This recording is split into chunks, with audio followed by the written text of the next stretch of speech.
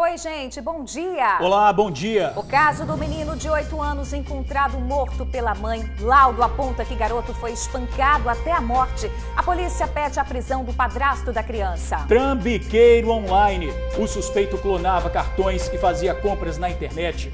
Deu um prejuízo que chega a R$50 mil. O TN1 fala da vacinação contra a Covid. Gestantes que moram fora de Vitória e precisam ser imunizadas com a vacina da Pfizer. Vamos falar também do agendamento da vacinação de quem tem comorbidades e a segunda dose da Coronavac. A terra tremeu em Pancas. O abalo assustou os moradores que ouviram barulhos e viram a parede balançar. Cruzes na areia da praia de Camburi. É um ato promovido por músicos, donos de bares, fotógrafos. Setores que pararam na pandemia. Muitas empresas fecharam as portas. Câmera flagra acidente em Vila Velha. O reboque se soltou de caminhão e bateu na entrada de um prédio na orla. E ainda, o sufoco de todo dia. Amigo do TN envia vídeo que mostra a lotação na linha 655 do Transcol, que leva ao terminal de Taparica, em Vila Velha. Não tá fácil, não. Tá fácil mesmo não, mas seguimos juntos. O TN1 volta rapidinho, não sai daí não.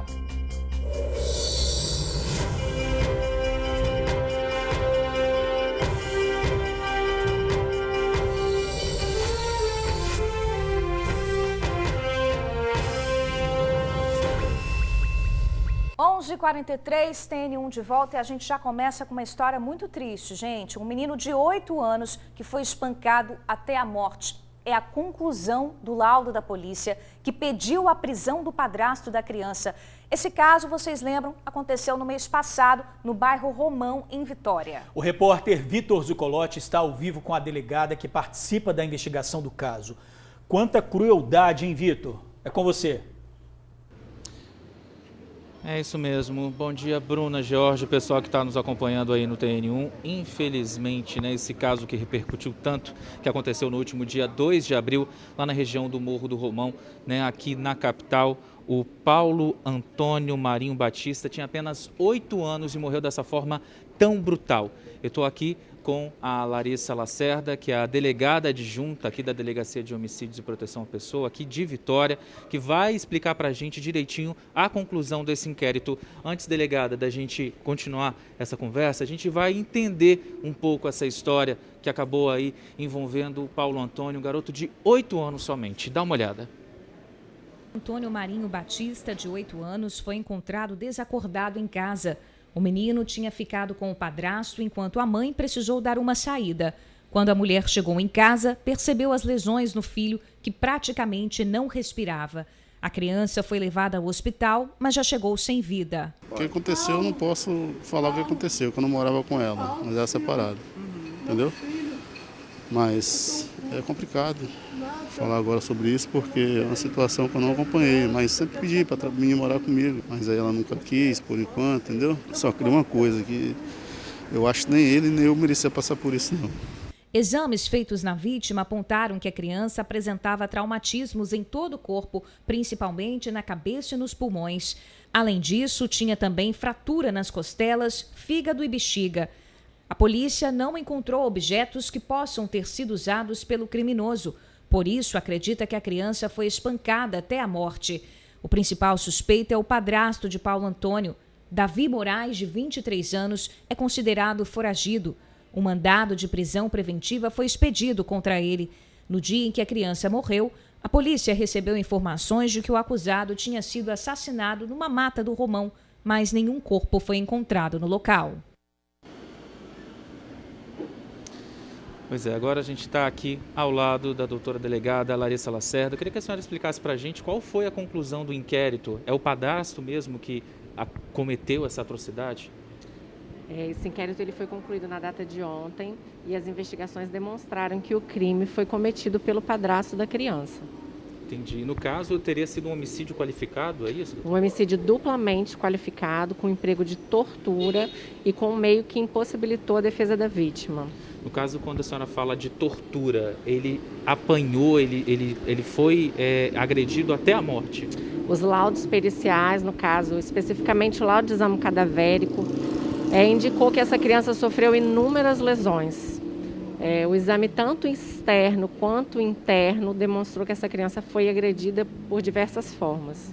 Muito se falou, doutora, quando a gente apurou esse caso, de uma possibilidade de agressão, de violência sexual. Isso foi comprovado? Aconteceu? Não foi comprovado. O laudo de exame cadavérico não apontou violência sexual.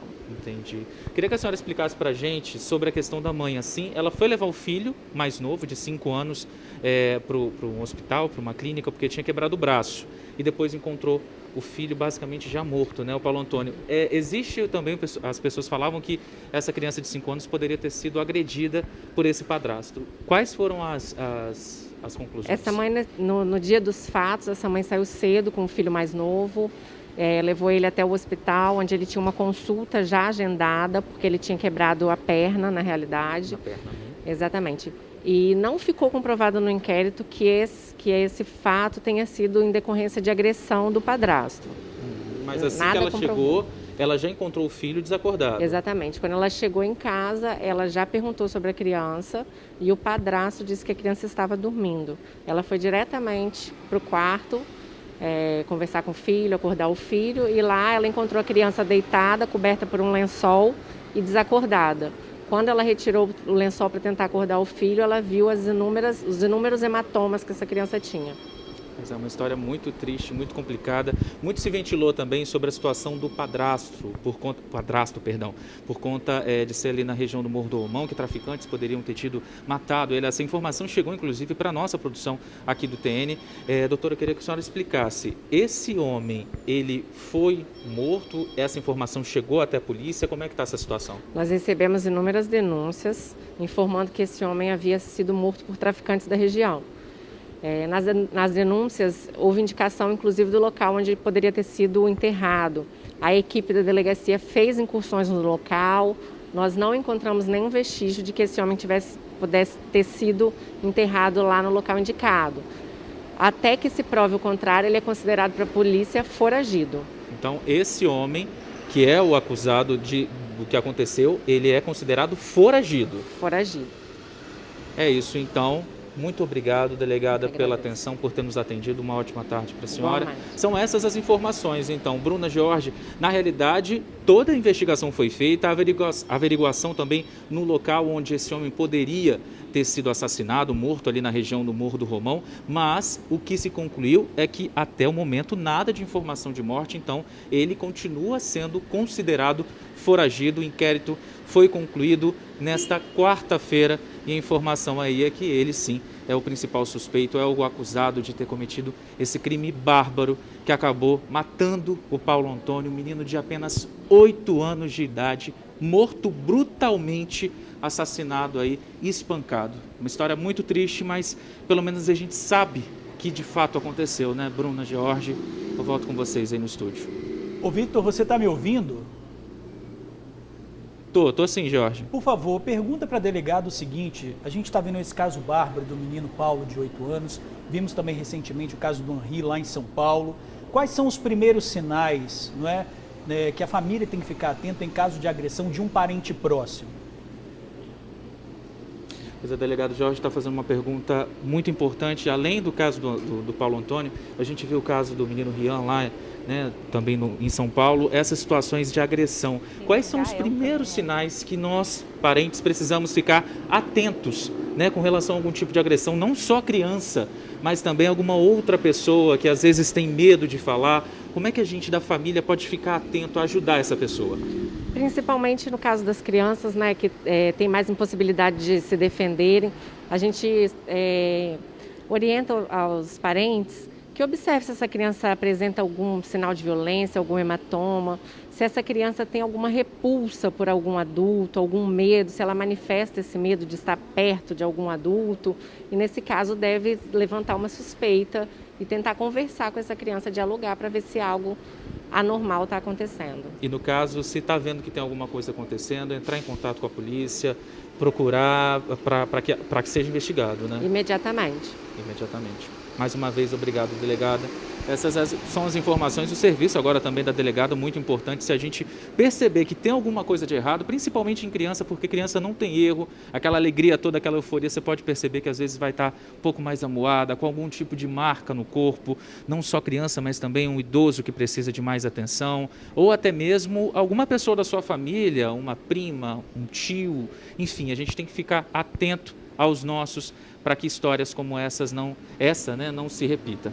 É isso, Bruna, George, as informações com relação ao caso do Paulo Antônio e aí também a dica preciosa da gente ter esse cuidado, ter esse zelo e esse olhar com as pessoas que a gente ama, não só nossos parentes, mas as pessoas que convivem com a gente. Eu volto com vocês aí no estúdio. Tá certo, Vitor. Obrigada aí pelas informações. Agradeço a delegada também. A gente teve o caso do menino Gael, ontem em São Paulo. O caso do menino Henrique foi no Rio. E o caso aqui do nosso Paulo no Espírito Santo. São histórias muito tristes, lamentáveis. Obrigada aí pelas informações. Valeu. Ô, Bruna, tem muita participação dos amigos do TN perguntando sobre a vacinação da gripe, não é isso? É isso mesmo. A gente tem falado muito da vacinação da Coronavac, a vacinação da Covid-19, mas as pessoas também estão em busca da vacina contra a gripe, contra a influenza. Ao longo da programação, ao longo do TN1 hoje, a gente vai trazer todas as atualizações para vocês que moram na Grande Vitória, também em Viana, também em Guarapari, sobre a vacina da influenza. Fique ligado. Olha, e agora temos participação dos amigos do TN. Nosso amigo Zenilton Silva pediu uma grande ajuda. Olha só o que ele está enfrentando, ele e todos os passageiros da linha 655. Coisa aí, olha só pra você ver que situação desse ônibus lotado. Aqui, ó. Todo mundo não tem nem lugar de sentar, porque só tem um ônibus só pra passar aqui em Santa Paula pra pegar o povo. Ó, tá vendo? Ó? Isso aqui é a frente do ônibus, olha só que situação tá. Vê se isso pode, governador. Vê se isso pode, governador. Uma situação dessa, entendeu? Já era pra tomar providência, mandar pelo menos 3 ônibus aqui pra Santa Paula pra pegar o povo. Tá todo mundo aí, ó. A aglomeração. Tá vendo? Isso é triste. Você viu ali que o passageiro falou, manda para a tribuna e nós estamos cobrando agora, não é? Já estava ruim antes de toda a liberação e agora a gente está vendo aí que, pelo visto, a situação está pior. Piorou, então, a lotação nos ônibus. A Seturb informou que uma equipe técnica vai acompanhar essa linha de perto para verificar a necessidade de ajustes. Mas, pelo que a gente está vendo, esse ajuste deve ser feito logo, né? Afirmou também que a operação do Transol está sendo realizada com toda a frota e o horário de funcionamento das 5 da manhã às 10 da noite. Denúncias também podem ser feitas por meio do aplicativo Ônibus GV e nos canais de atendimento aos usuários, que são o Disque Seturb, o 0800 039 1517 e o Fale Conosco, www.seturb.es. Esses ajustes, na verdade, tem que aumentar a frota, não tem outra solução. E assim como o Zenilton gravou aí a situação dele, não é uma situação de vários capixabas, você também pode mandar sua reclamação para a gente pelo nosso WhatsApp. Você já sabe, o 997922530.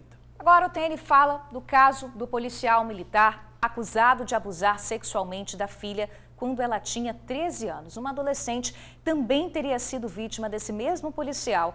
A justiça começou a ouvir ontem as testemunhas. Devido à pandemia do coronavírus, a entrada foi liberada apenas para as testemunhas e advogados. Na porta do fórum, falamos com a mãe da vítima e ex-mulher do PM. Eu espero que a justiça seja feita, né? Assim como outras mães também esperaram e não aconteceu nada. Eu espero que a justiça seja feita. A mãe da adolescente não pôde mostrar o rosto para preservar a identidade da filha. A auxiliar bucal chorou ao falar do filho mais velho, que está contra ela e a irmã. Meu filho passou, não falou comigo. Estou muito triste. Acabada, porque eu me sinto muito injustiçada. Além da filha, o militar também é acusado de abusar sexualmente de uma adolescente de 16 anos, que seria vizinha dele. O caso aconteceu em 2019. Segundo a mãe da adolescente, ele estava em uma festa na casa dela, junto com vizinhos, bebendo. Estava na sala. Ela sentiu falta dele e quando foi no quarto da filha, ele estava abusando da menina. Ela denunciou e, na época, o militar chegou a ficar 30 dias preso no quartel em Maruípe. Na época, nossa equipe conversou com a mãe da adolescente após ela denunciar o caso. Um pesadelo muito ruim, aí eu fui lá no quarto do meu pai, né, porque eu tava chorando, aí eu fui lá. Entrei no quarto, aí eu entrei, deitei do lado dele. Aí ele começou a me beijar na minha nuca. Ela relata que após isso ele segurou ela e tirou a roupa dela, deixando ela completamente nua e fez sexo oral nela. Faço uso de calmante, não posso mais beber. O que aconteceu foi de eu abraçar ela, estava nu, e dei um beijo na nuca, só que eu não vi, achei que era minha namorada. O militar também foi indiciado pela suspeita de abusar da filha e está preso há 5 meses no quartel de Maruípe, em Vitória. A Corregedoria da PM informou que o caso é investigado.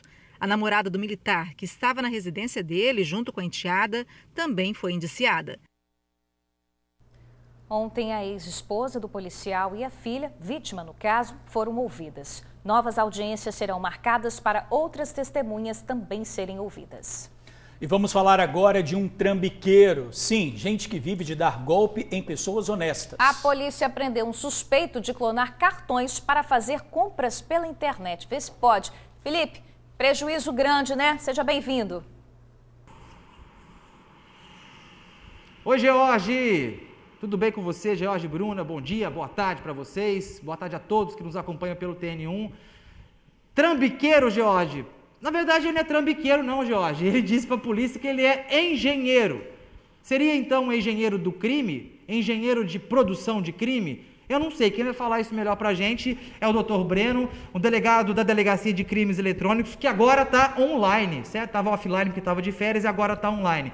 Dr. Breno, vou contextualizar para o amigo do TN aqui. Vocês estavam investigando, essa investigação ela partiu de uma denúncia de uma empresa que vende produtos na internet. Essa empresa descobriu que tinha uma pessoa em Vila Velha que estava usando cartões clonados para fazer compras. Aí a Polícia Civil entrou no processo. E aí, conta pra gente, doutor Breno, online. Boa tarde, bom dia. Boa tarde, bom dia. Boa tarde, Bruna. Boa tarde, Jorge. Boa tarde a todos em casa. Então, na data de hoje, na data de ontem, a Polícia Civil cumpriu esse mandado de busca e apreensão. Essa empresa, essa multinacional, até vendendo também fora do país, entrou em contato com a Polícia Civil do Estado do Espírito Santo em dezembro do ano passado, dizendo que uma pessoa estava efetuando compras durante todo o ano de 2020, utilizando-se de cartões clonados, e que o prejuízo estava ali por volta de R$50 mil. Nós iniciamos as investigações e na data de ontem cumprimos o mandado de busca e apreensão e obtivemos êxito em identificar essa pessoa. E quando chegamos na residência... Calma. Quando chegou na residência, calma que isso aí é legal a gente falar. A Polícia Civil percebeu que o rapaz estava demorando para abrir a porta, o engenheiro do crime estava demorando para abrir a porta. Aí quando a polícia conseguiu entrar no local, eles descobriram por quê. Porque esse suspeito ele estava desfazendo das provas. Ele pegou a nota fiscal, tentou jogar na privada e os cartões pela janela. É isso? Conta pra gente. Isso. Geralmente a gente solicita a pessoa para abrir a porta, a pessoa demorou a abrir a porta, a polícia, utilizando-se do uso progressivo da força, arrombou a porta da residência da pessoa e lá dentro visualizamos vários papéis dentro do vaso sanitário, ou seja, o suspeito, o investigado, estava tentando se desfazer das provas e também cartões de créditos jogados pela janela. Depois foram devidamente recolhidos. Mais um indício de que alguma coisa errada estava acontecendo no interior da residência. E não satisfeito, Bruna, George e pessoal de casa, sabe o que ele fazia? Claro, ele comprava esses produtos com cartões clonados e quando esses produtos chegavam, porque eles chegavam, aí ele ia vender também pela internet, por grupos de WhatsApp. Era isso? Isso, ele residia, né, num condomínio com vários apartamentos, vários moradores. E normal, esse condomínio, essa residência, esse prédio, tinha um grupo que vendia e trocava coisas, obviamente de forma lícita. Só que ele se aproveitava disso para fazer a venda também desses produtos adquiridos ilicitamente. Então, a gente obteve informações até de moradores, de pessoas que vivem no condomínio, que ele frequentemente fazia oferta desses produtos nesse grupo de WhatsApp.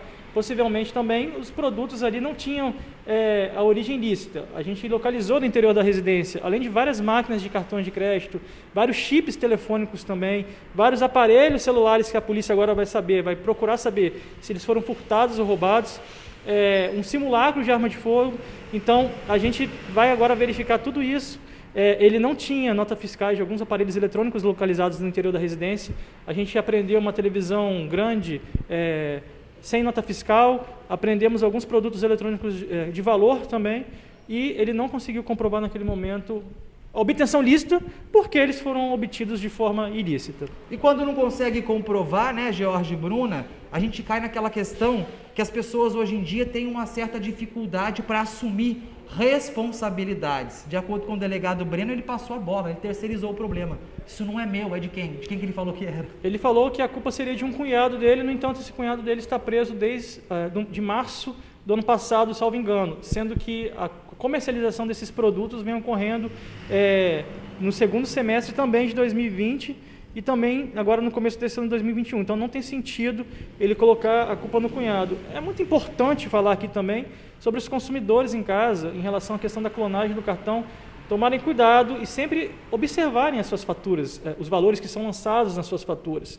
Às vezes a gente só vai perceber tempos depois, ou nem percebe, e o criminoso faz uma compra dividida no seu cartão de crédito e você está tomando prejuízo sem saber. Essa pessoa que veio aqui na delegacia ontem, a gente localizou uma vítima dele, ela compareceu na delegacia e não sabia que tinha um cartão clonado no nome dela. Só saberia posteriormente, ou recebendo a fatura, ou com o nome dela sendo negativado nos órgãos de proteção de crédito. Acho que tem uma pergunta do estúdio, sou todo ouvidos aqui, acho que é o George está falando comigo, pode ficar à vontade, George, boa tarde. Felipe, boa tarde. Aproveitando aí a deixa do delegado, né, as pessoas que passaram por isso, como ele disse, que tem aí no cartão de crédito, que as pessoas acabaram fazendo uma compra, né, eu queria saber o seguinte, as pessoas elas devem fazer o quê? Elas devem entrar em contato diretamente com a delegacia ou elas devem entrar em contato com a empresa do cartão de crédito para já cancelar? Qual é o procedimento? Vou reproduzir a pergunta aqui, tá, Jorge? O delegado Jorge quer saber o seguinte, pessoas que foram vítimas não só deste cidadão, mas de outros que tiveram o cartão clonado. Eu faço o quê? Eu procuro a operadora do cartão, procuro o banco, procuro a polícia. Qual é o caminho mais urgente que esse cidadão precisa tomar para poder não sair no prejuízo? Bom, a título de curiosidade, até eu já tive o cartão clonado. Eu também. E a primeira coisa que você deve fazer infelizmente nossos dados circulam aí, são às vezes comercializados por pessoas de má índole, é ligar para a operadora do cartão e contestar essa operação. No meu caso, o valor foi estornado e eu não perdi nenhum valor. Posteriormente a isso, vale a pena você fazer um registro de boletim de ocorrência, você pode fazer o registro de forma online. Hoje você não precisa nem sair da sua residência. Junte também toda a materialidade, se você tiver um print de uma fatura de uma compra que você não fez, junte esse print também, você pode fazer online, mas não deixe de fazer a ocorrência policial, isso é muito importante, a gente sempre orienta nesse sentido. Eu fiz minha ocorrência policial também, estamos investigando essa pessoa e eu acho que essa é a principal precaução. Se você, por acaso, tiver os seus dados lançados de forma indevida nos órgãos de proteção de crédito, SPC e Serasa, vai ser necessário, possivelmente, às vezes, esse boletim de ocorrência para ajudar a comprovar que você não foi o responsável pela sua compra. E verificar também sempre as faturas do cartão de crédito. Então, cuidado com isso, às vezes a gente é vítima e nem sabe. O engenheiro do crime fica preso, doutor? Como é que tá? Foi preso, pode ficar até quantos anos na cadeia? Conta pra gente. O investigado ele foi preso na data de ontem, hoje ele vai passar por uma audiência de custódia em relação ao flagrante. Em relação à questão da investigação da grande plataforma que nós estamos aqui investigando, que foi vítima dele, é um outro inquérito, uma outra investigação, ele também vai responder e vai ser indiciado nesse inquérito. Então esperamos que ele fique preso e pague aí pelo crime que ele cometeu. Muito obrigado pelas informações, doutor Breno, e seja bem-vindo de volta aí, tá online de novo. Um abraço a todos em casa. Muito trabalho, pegar esses trambiqueiros aí não é fácil não, viu? É isso aí então, George e Bruna, eu devolvo para vocês. Ô George, eu não sei você e Bruninha também, a mãe da Bruna que é professora, eu já tinha visto engenheiro elétrico, engenheiro civil, engenheiro de produção, agora engenheiro de produção de crime, George, é a primeira vez que eu vejo, eu sei. Tchau, boa tarde a todos. Essa titulação dele vai ter que mudar mesmo, né? Agora oficialmente trambiqueiro, né? Porque aí até atrapalha mesmo quem tem essa profissão e age honestamente, né? Sem diploma. E os amigos do TN estão participando aqui sobre esse assunto. Uma amiga que não quis se identificar, ela disse que teve o cartão clonado na semana passada, ela está assistindo a reportagem, mais de R$4.000 tentaram passar no cartão dela e só não foi aprovado porque o site era internacional. Ela fez a denúncia e está aí, mais de R$4.000. São muitas vítimas, né? Prejuízo danado. Olha, gente, uma pessoa morreu hoje cedo em um acidente envolvendo uma carreta e um caminhão. Foi na BR-101, na altura de Xuri. Segundo a Polícia Rodoviária Federal, os dois veículos estavam no mesmo sentido da via.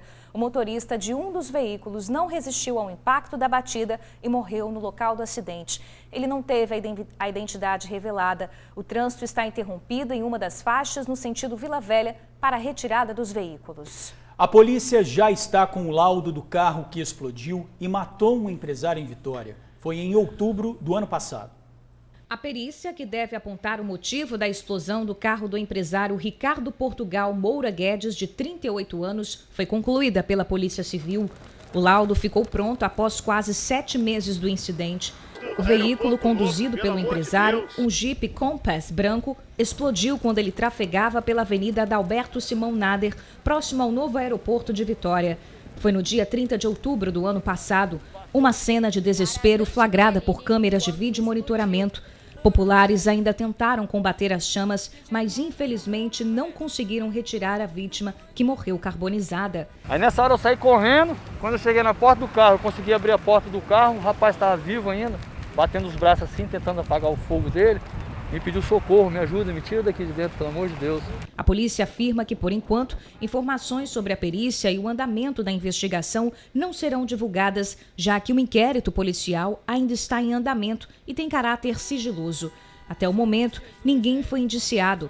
Segundo a polícia, o veículo já está à disposição dos familiares da vítima para retirada. O caso segue sob investigação da Delegacia de Delitos de Trânsito. O advogado da família já foi comunicado dos fatos para providenciar a retirada do carro. E hoje cedo teve manifestação de empresários, donos de bares, restaurantes e profissionais do entretenimento. Eles pedem a reabertura dos estabelecimentos e a ajuda do governo. Músicos, bares, restaurantes, eventos, DJs, cantores, fotógrafos, garçons. Nas cruzes fincadas na areia da praia de Camburi, os setores e profissionais que foram os primeiros a pararem na pandemia e, pelo visto, devem ser os últimos a retornarem às funções. O Felipe tem pouco mais de 5 empreendimentos que funcionam principalmente durante a noite. Desde março do ano passado fechado, ele teve que demitir quase 100 funcionários. Foram quase 100 colaboradores diretos demitidos e indiretos é incalculável, né? Porque como muitos eventos chegam a ter 200 profissionais, é inestimável a quantidade de pessoas que também vivem, né, dessa contratação temporária, complementam a renda, e muitos não é nem complemento, muitos é realmente a renda principal, né? Ele não faliu, mas conhece muitos que não suportaram a pandemia e outros que nem sabem se vão aguentar por mais tempo. Exemplos na região do Triângulo, aqui em Jardim da Penha, Serra, Laranjeiras, enfim, praticamente em todos os bairros já tiveram empresas que fecharam. E as que não fecharam, ou estão muito endividadas, ou estão ali naquele, a gente chama até de inércia, né? Praticamente fecharam e estão renegociando, estão acumulando dívida e estão na esperança de conseguir voltar em algum momento. Cada 10 empresas formalizadas que atuam no comércio noturno, 6 não voltam depois da pandemia ou até mesmo já fecharam as portas. Segundo o Sindicato de Bares e Restaurantes aqui do Espírito Santo, isso significa um impacto de cerca de 25 mil postos de trabalho. A gente estima que 60% das empresas, dentre bares, restaurantes e lanchonetes, não voltam. É uma devastação do setor, isso reflete em empregos, reflete em empresas e reflete em famílias. É uma economia eminentemente familiar. As pessoas estão indo para a rua, estão indo para a informalidade, não estão conseguindo levar a comida para casa. Se o início da pandemia, o diálogo entre o setor e o governo do estado acontecia, hoje, segundo o Sindibares, não há sinalização de melhorias. Para piorar, o setor afirma que os créditos criados para não fechar empreendimentos são extremamente burocráticos.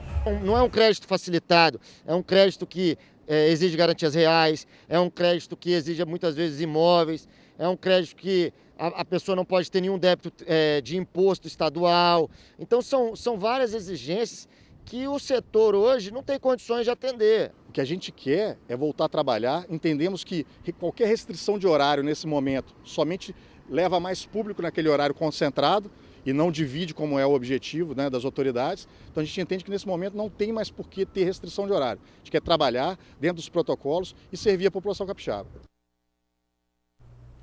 Lembrando que a Grande Vitória está em risco alto para a transmissão da Covid. Um novo mapa de risco deve ser divulgado amanhã. Vamos aproveitar e atualizar, então, os dados da pandemia aqui no estado. Já está aqui atrás de mim, nas últimas 24 horas, 57 pessoas perderam a vida e mais de 2.000 novos casos foram registrados. A gente tem aí 453.497 pessoas infectadas até agora, 10.070 óbitos no Espírito Santo, muitas vidas perdidas e nossa esperança aí em verde, 427.440 pacientes curados até agora. E uma nova remessa com mais de 96.000 doses da vacina AstraZeneca e também da Coronavac vai ser enviada pelo Ministério da Saúde ao Espírito Santo ainda esta semana. O anúncio foi feito pelo governador Renato Casagrande nas redes sociais. Ele informou que os imunizantes chegam ao estado até sexta-feira. Desse total, 52.000 doses são da AstraZeneca e 43.000 da Coronavac. As vacinas serão aplicadas na população que aguarda pela segunda dose dessas vacinas. De acordo com o levantamento feito pela Secretaria de Saúde na semana passada, cerca de 83.000 pessoas aguardam na fila pela aplicação da segunda dose só da Coronavac. E à medida que as vacinas vão chegando, novos agendamentos, claro, vão sendo abertos. O TN vai te atualizar agora sobre esses agendamentos. Vamos dar uma olhada em como é que está o panorama em Vila Velha. A gente preparou uma tela com a situação dos agendamentos. Dá para rodar agora a tela, gente? Tá aí, ó, mostrando para você.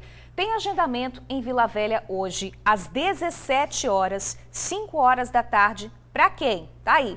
Pessoas de 40 a 59 anos com comorbidades, também para idosos acima de 60 anos que não têm doenças prévias, que não têm comorbidades, pessoas com síndrome de Down e também obesidade. Lembrando, gente, que tem também a segunda dose da Coronavac. A gente tem essa informação aí na próxima tela. Como é que vai ficar o agendamento da segunda dose da Coronavac em Vila Velha?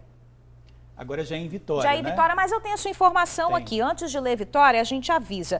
A Secretaria Municipal de Saúde de Vila Velha informou que o município tem 15.000 pessoas aguardando essa segunda dose da Coronavac em Vila Velha. Eles receberam 2.600 doses da Coronavac em Vila Velha e as equipes estão entrando em contato com as pessoas que já tomaram a primeira dose, prioritariamente para aqueles que tomaram a primeira dose da Coronavac entre o dia 20 e o dia 27 de março. Então, tem que aguardar o telefonema da Prefeitura a princípio. Então vamos ver como é que está o agendamento em Vitória. Um novo agendamento deve ser feito após a chegada de uma nova remessa e a segunda dose da Coronavac. Não é mais preciso fazer o cadastro. O município tem quantitativo suficiente para vacinar nos próximos dias. Lembrando que Vitória abriu ontem também agendamento, mas todas as vagas foram preenchidas. Tem que aguardar essa nova abertura.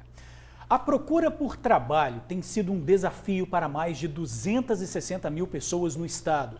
Um problema que piorou, claro, durante a pandemia. Mas no Cines é possível encontrar vagas e também cursos gratuitos. Olha só. Meu nome é Tássio, né? Como vocês estão vendo aí, eu serei pai de gêmeos, preciso dessa ajuda. A história de Tássio viralizou. Ele está desempregado e com a mulher grávida de gêmeos. Acaba pedindo no sinal. Eu encontrei o Tássio, né? A gente já tinha uma conversa na rua. E ele aí correria, muito trabalhador, só que não tem ainda oportunidade de emprego, né, Tássio? Mas com fé em Deus vai dar certo. Já Sebastião conta que separou da mulher e está desempregado há 2 anos. Trabalhava como ajudante de caminhoneiro e hoje mora na rua em Cariacica e vive da reciclagem. Estou na rua 2 anos, pedindo comida dos outros, catando papel aí, ó.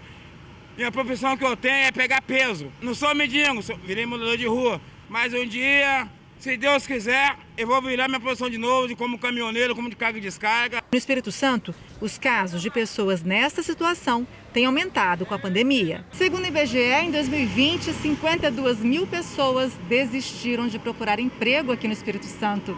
E esse número aumentou no ano passado em 40,54%. É que em 2019, o número era de 37.000 pessoas nessa situação. A pesquisa verificou que a população ocupada, aquela que não está trabalhando, mas está em busca de um trabalho, de um emprego, atingiu uma média de 263.000 pessoas desocupadas no estado em 2020, representando um aumento de 11% em relação a 2019. Para essa gestora em carreiras, é importante se qualificar. O que faltam são vagas no mercado atual. O que sobram são profissionais de áreas diversas que não conseguem se recolocar. O que os profissionais precisam é pensar no que eu sou bom, o que eu tenho para oferecer para o mercado de trabalho e quem gostaria de comprar aquilo que eu tenho para oferecer. No município da Serra, o Cine oferece oportunidades de emprego diariamente. Diariamente no Cine nós temos cerca de 200 a 300 vagas, né? E nos procura aqui cerca de 130, 140 pessoas em busca dessas vagas. O Cine da Serra fica no Pró-Cidadão, em Portal de Jacaraípe. A terra tremeu no noroeste do estado. Moradores de Pancas ficaram assustados com o fenômeno. O tremor foi pequeno, mas suficiente para deixar a comunidade do pequeno município do interior apreensiva. Na verdade, o sismo foi registrado na cidade vizinha, Águia Branca, mas o abalo foi sentido em Pancas. O evento foi de magnitude 1,3, considerada baixa. Moradores chegaram e acharam, que poderiam estar sendo detonadas, bombas poderiam estar sendo detonadas e acionaram a Defesa Civil. De acordo com especialistas, os tremores na região são comuns, mas na maioria das vezes ninguém percebe. Esse só foi sentido porque aconteceu numa área urbana com mais concentração de casas. Apesar do susto, não houve feridos nem danos materiais. Susto mesmo, né? E o tempo aí na sua cidade, gente? Esfriou? É porque chegou uma frente fria hoje, tá? E essa frente fria vai trazer chuva para o Espírito Santo. O Instituto Nacional de Meteorologia já emitiu alerta de temporal em 12 municípios capixabas. Na Grande Vitória, a temperatura mínima de 17 e máxima de 29 graus. Você quer frio mesmo? Então é só subir as montanhas do estado, tá? Na região serrana, mínima de 9 graus. Nas áreas mais altas, agora o tempo tá firme, o sol tá aparecendo aí, ó. Ô, Bruna, tem amigo do TN, pé da vida com a gente, que tá mandando mensagem aí, Tem, né? A gente tá levando bronca porque a gente falou do agendamento da vacina em Vitória e Vila Velha e não falamos de Serra e Cariacica. Vamos falar, galera, aguarda aí um pouquinho. A gente tá dividindo porque é muita informação para vocês irem se organizando aí em casa. Daqui a pouquinho a gente fala de novo Vila Velha e Vitória, mas tem informação de Cariacica, Serra, Viana e também Guarapari. Guarda aí que ao longo do jornal a gente vai atualizando vocês. Não fica bravo, não. Vamos falar também da vacina da gripe, né? Isso mesmo. Temos todas as informações. Olha, a Rafaela tem 27 anos, trabalhava numa lanchonete, mas o negócio fechou e a jovem ficou desempregada. Não conseguia voltar ao mercado de trabalho. Difícil, né? Mas ela resolveu colocar em prática o sonho de empreender. Investiu em curso de especialização e agora já tem a marca dela de biquínis. Tudo é vendido pela internet.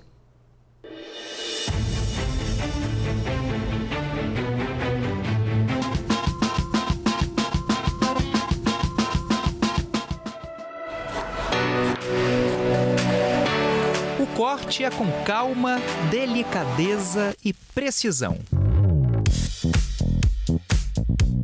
É tudo minuciosamente trabalhado. Afinal de contas, a clientela é exigente. A primeira coisa é pensar no modelo, né? Desenhar ele realmente e colocar no papel. Colocou no papel, transformou em molde e aí realmente é começar a cortar os tecidos e costurar. Mas realmente é muito detalhe porque biquíni é uma peça pequena, né? Até um maior é uma peça pequena, tem muito detalhezinho, mas é só prestar bastante atenção que dá tudo certo. Esse é o trabalho da Rafaela, moda praia, biquínis e maiôs.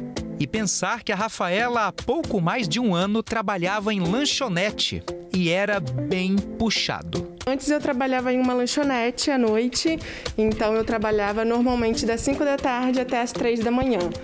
Então era um horário bem puxado, bem complicado, mas a gente tem que correr atrás, tem que trabalhar, né? Então esse era o meu horário. Em agosto a lanchonete fechou e aí eu esperei um pouco, falei, a partir do começo do ano eu volto a procurar um trabalho. Eu tinha algum dinheiro guardado, então eu podia me dar esse luxo de ficar um tempinho parado e foi o período também que eu estava fazendo alguns cursos. Esse tempo que ela tirou para pensar fez com que tivesse fôlego para realizar um sonho antigo, trabalhar com moda feminina. Eu parti para o plano 2 que já era um sonho e só tirei o sonho do papel realmente e transformei na Sonatur. E você sabe, né? Filha de costureira, costureira é. A mamãe, Dona Ângela, trabalha com costura desde a adolescência e tá dando a maior força. A gente é mãe, a gente fica feliz, né, de ver os filhos, né, sonhando também, crescendo. O que a gente pode fazer é isso aí, é apoiar, tá junto, né, e é isso que a gente faz. Temos toda uma estruturazinha já, né, por mais simples que seja, então ela tá aqui junto, somando. Daí nasceu a Sonatur, que significa sol e natureza. A Rafaela tá bombando nas vendas, pelo site e pelo Instagram. As primeiras foram para fora do Espírito Santo, uma no Rio e outra em São Paulo. E outra coisa super legal do trabalho da Rafaela é que tudo que ela faz tem uma pegada ecológica. Por exemplo, desde os produtos, né, biquínis e maiôs, até as caixas de entregas e as tags também, né, Rafaela? Como é que é essa pegada ecológica que você gosta tanto de trabalhar? Explica pra gente, fazendo favor. Então, quando eu pensei em criar a marca, muito mais do que apenas entregar um tecido bonito, uma caixa bonita para cliente, eu pensei na sustentabilidade, porque é muito bacana a gente ir para a praia, mas eu acho que é muito melhor ainda a gente ir para a praia com o pensamento de sustentabilidade, de não deixar o nosso lixo na própria praia. Então, pensando nisso, eu também trabalhei toda a marca nesse conceito sustentável. Manter um negócio próprio na pandemia é um desafio enorme. É necessário se preparar bastante. É nessa pegada que o Sebrae promove a Semana do MEI, um evento que auxilia micro e pequenos empresários. Pensando em apoiar o empreendedor, pensando em apoiar aquela pessoa que já está no mercado e que também precisa de um apoio, o Sebrae criou a campanha MEI Mais Digital. Essa campanha ela tem como principal objetivo fortalecer o microempreendedor nas questões ligadas ao e-commerce, nas questões ligadas à parte de finanças, nas questões ligadas às estratégias para vender mais, para se fazer presente no mercado, no meio digital, e uma série de outras capacitações gratuitas ligadas, né, ao desempenho, ao desenvolvimento daquele empreendedor. Será que a Rafaela tá dando certo? Bom, deixa que ela mesma diz, né? Graças a Deus tá dando super certo. Eu lancei a marca no dia 5 de fevereiro, então ainda é uma marca bem nova, né, no mercado. Eu estou ganhando o mercado agora, mas graças a Deus eu envio para o Brasil inteiro. www.sonatur.com.br. O Instagram é @sonatur, Instagram e Facebook.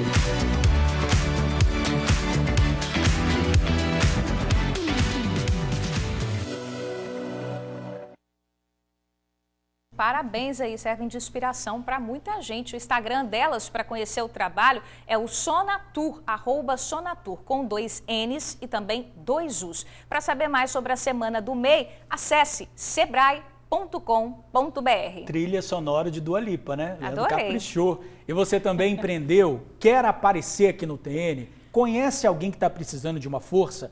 Manda pra gente no 99792-2530, 99792-2530. Antes de seguir, Bruna, vamos falar da vacinação da gripe? Bora. Olha só, a Luzinéia de Cariacica diz que está há 2 dias tentando vacina da gripe, mas não consegue porque o site não atualiza. Queria saber se tem dia para um novo agendamento em Cariacica. Então a gente tem a resposta de Cariacica, que é a seguinte: a Secretaria Municipal de Cariacica disse que tem vagas abertas no site vacina.cariacica.es.gov.br para vacinação contra a influenza no próximo sábado, dia 15 de maio. Não sei se ainda tem vaga por causa da correria, mas essa foi a resposta que a Prefeitura de Cariacica informou. Tem amigo aqui querendo saber da vacina da gripe em Vitória. A gente também tem a resposta da Prefeitura de Vitória. Informou que é o seguinte: ontem foram disponibilizadas 1.400 vagas para idosos, professores e trabalhadores da saúde, mas todas essas vagas já foram preenchidas. A Secretaria vai abrir um novo agendamento da vacina contra a gripe no próximo sábado, dia 15, Vitória. E na Serra, como fica então? Recebemos agora uma resposta da Secretaria de Saúde da Serra. Diz que abriu o agendamento online ontem para mais de 3.500 doses da vacina contra a gripe. O público vacinado são crianças de 6 meses a menores de 6 anos, as gestantes, puérperas e os trabalhadores de saúde, professores e idosos com mais de 60 anos. Então, o site para fazer a agenda da gripe, da vacina da gripe e também do coronavírus, né? Mas nesse caso a gente está falando especificamente da gripe, é o gti.serra.es.gov.br. Dá tempo de ler, Viana? Rapidinho, tem uma pergunta aqui de Viana também, da vacina da gripe. Prefeitura de Viana mandou a resposta para a gente também, viu? Quem quer se vacinar contra a gripe em Viana tem que agendar o horário em um dos 4 polos nas respectivas unidades básicas de saúde dos bairros de residência, ou seja, onde você mora. Hoje, excepcionalmente, também está sendo realizada essa vacinação no bairro Campo Verde para os moradores deste território. E olha a seguir, câmera flagra acidente em Vila Velha. O reboque se soltou de caminhão e atingiu um prédio da orla. Está preso o assassino de mãe e filho. As vítimas se esconderam embaixo da cama. Jovem assume comando do tráfico e acaba preso. O TN1 fala da vacinação contra a Covid em gestantes que moram fora de Vitória e precisam ser imunizadas com a vacina da Pfizer. E as informações sobre o agendamento de vacinação contra a Covid em Cariacica e Serra. A gente não sai daí não, a gente volta rapidinho.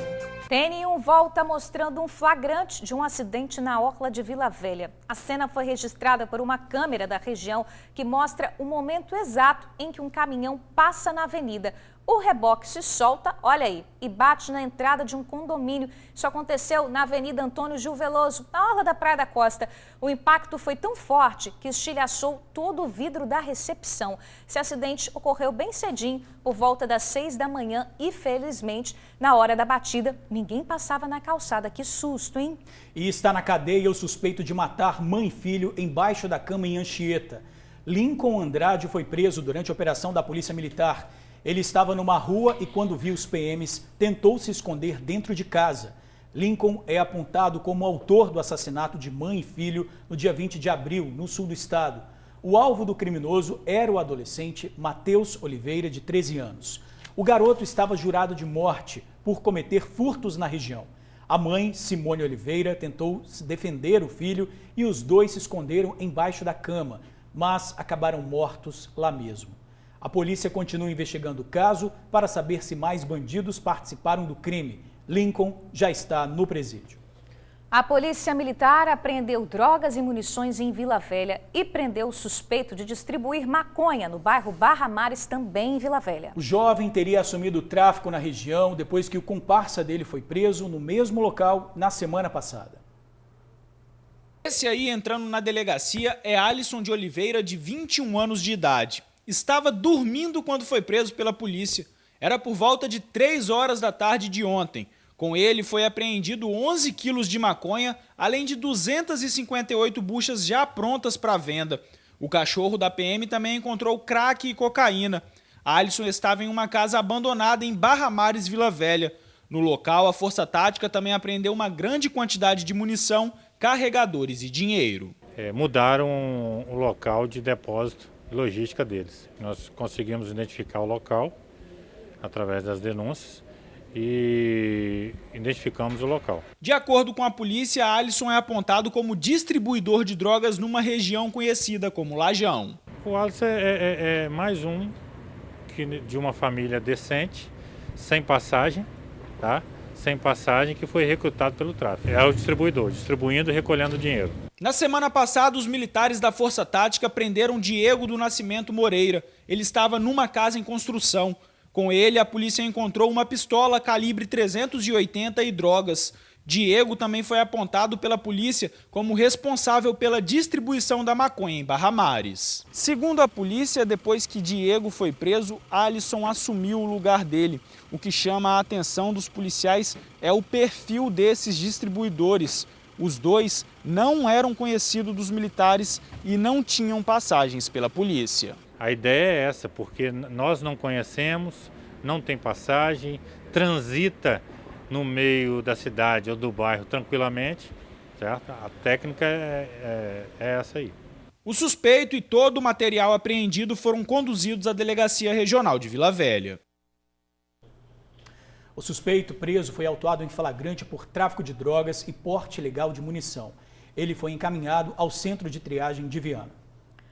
A polícia prendeu um homem suspeito de matar uma moradora de rua de Aracruz. O crime teria sido motivado por uma dívida. A vítima de 19 anos e o assassino de 42 aparecem juntos aí nessas imagens captadas pelas câmeras da prefeitura do município. Os registros foram feitos no dia 23 de março, quando o crime aconteceu. Os dois teriam usado drogas e a mulher manteve relações com o criminoso em troca de dinheiro. Para não pagar pelo serviço, o homem atraiu a vítima para uma casa abandonada no centro da cidade e lá cometeu o crime. O delegado responsável pelo caso deu detalhes desse crime bárbaro. Vamos ver. De acordo com as investigações, a vítima era pessoa em situação de rua e também era viciada em entorpecentes. Durante toda a manhã e tarde da segunda-feira, ela teria ficado na companhia desse indivíduo que aparece com ela na foto, usando entorpecentes. E em algum momento mantiveram uma relação. A partir dessa relação, a vítima começou a cobrar o suspeito o valor de R$500 por essa suposta relação. E como o suspeito não pagou prontamente, a vítima então se apossou de alguns pertences pessoais do suspeito, a fim de obrigar com que ele quitasse a dívida. O suspeito convence a vítima de que assim que amanhecesse, ele iria até a agência bancária para sacar o dinheiro que devia a ela. O suspeito, aproveitando-se do momento em que a vítima cochilava, ele se aposta de uma pedra e bate com essa pedra, uma pedra grande, pesada, contra a cabeça da vítima, ocasionando a morte dela. Assim que a vítima é morta, o suspeito então se aposta novamente dos seus pertences, pega novamente seus pertences e sai de dentro da casa, o que é mais uma vez flagrado pelas câmeras de segurança da Prefeitura Municipal de Aracruz. Então ele é visto entrando na cena do crime com a vítima e posteriormente saindo da cena do crime com seus pertences pessoais sem a vítima. Razão pela qual nós acreditamos de ser o principal suspeito e autor do crime em questão. Quinta-feira, 13 de maio, veja os destaques do jornal A Tribuna. Mais de 43.800 vão receber a segunda dose da Coronavac. Na foto principal, desordem no trânsito de Vila Velha. Mais de 30 mil vão poder usar o FGTS para pagar casa própria. Pedidos de prisão e troca de ofensas durante depoimento na CPI da Covid. Concurso este ano com salário de até 5.823. E veja ainda na edição de hoje, em AT2, é a fase mais difícil para fazer comédia.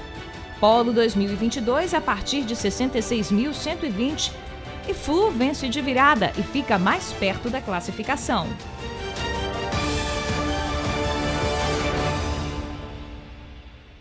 Alguns municípios do estado vão virar uma espécie de polo para a vacinação de grávidas com comorbidades. Como o estudo suspendeu a aplicação de doses da AstraZeneca em mulheres grávidas, a vacinação das gestantes que possuem comorbidades deve seguir com doses da Pfizer no Espírito Santo. Mas por causa da dificuldade de armazenar essa vacina, a aplicação está prevista somente para algumas cidades. A ideia é criar uma força-tarefa para que alguns municípios se preparem para receber e aplicar a Pfizer. É que até agora só Vitória está preparada para armazenar essa vacina. Bom, nós procuramos a Secretaria de Saúde para dar mais detalhes de como isso funcionaria, mas ainda não tivemos retorno. Hora de atualizar como é que está o esquema de vacinação contra a Covid-19 em Cariacica. A tela já está aqui, ó. Novos agendamentos serão abertos assim que as novas doses chegarem. Isso aí é para a agenda normal de vacina e também para quem tem comorbidade. Em relação à segunda dose da Coronavac, atualmente Cariacica está vacinando pessoas com 65 anos ou mais da segunda dose da Coronavac. Tem que ver se ainda tem vaga. Entra lá no site.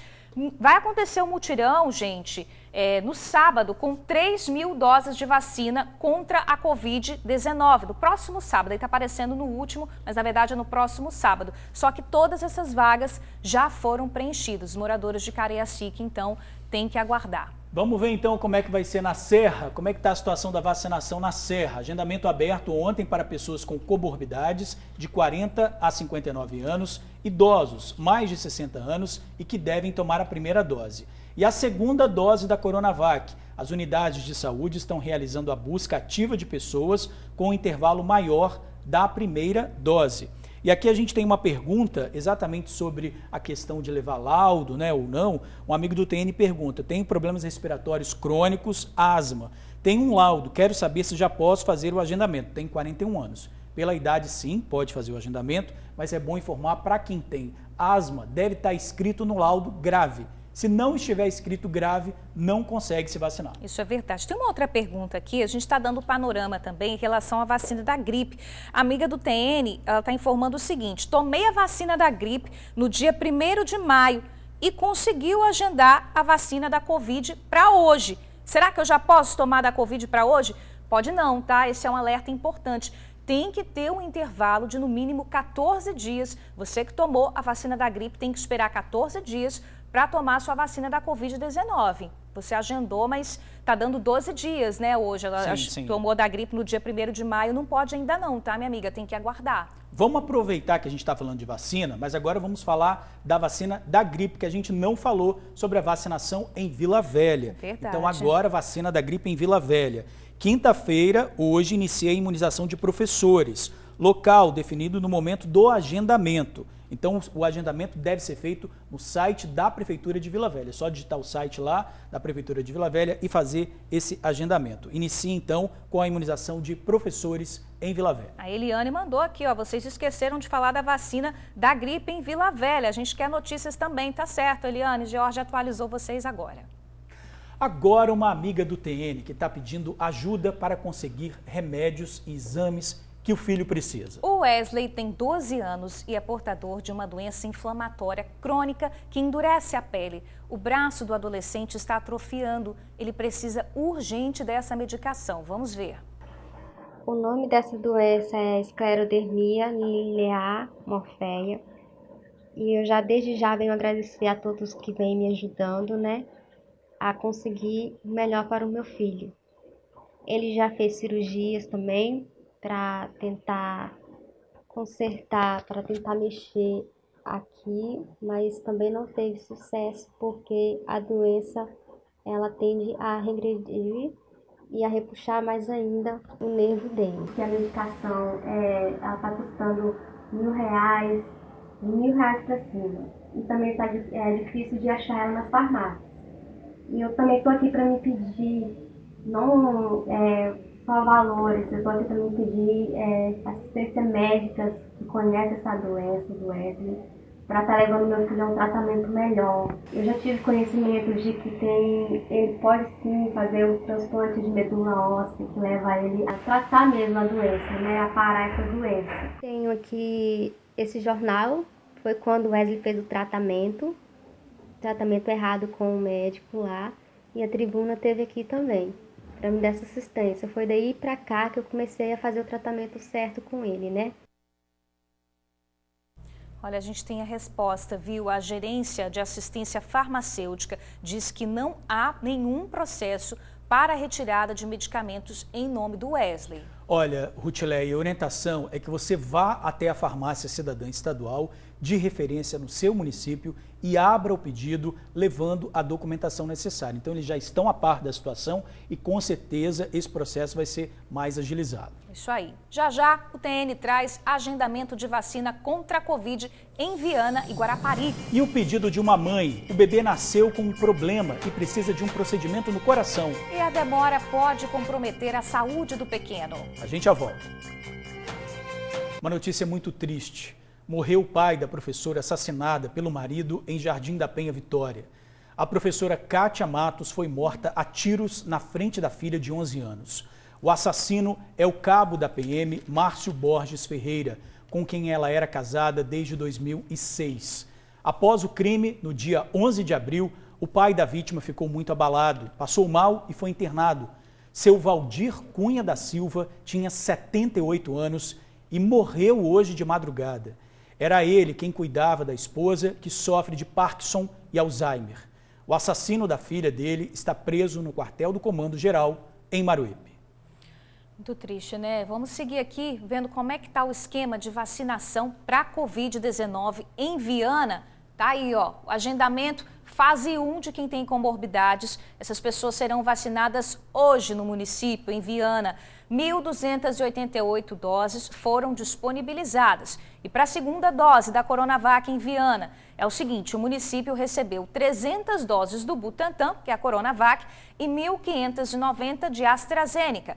Idosos de 60 anos ou mais serão vacinados hoje em Viana. E a vacinação em Guarapari, hein? Vamos ver como é que tá em Guarapari? Olha só, o agendamento, novas vagas serão abertas à medida que o município receber as doses. E a segunda dose da Coronavac, a Prefeitura abriu ontem o agendamento de idosos acima de 70 anos.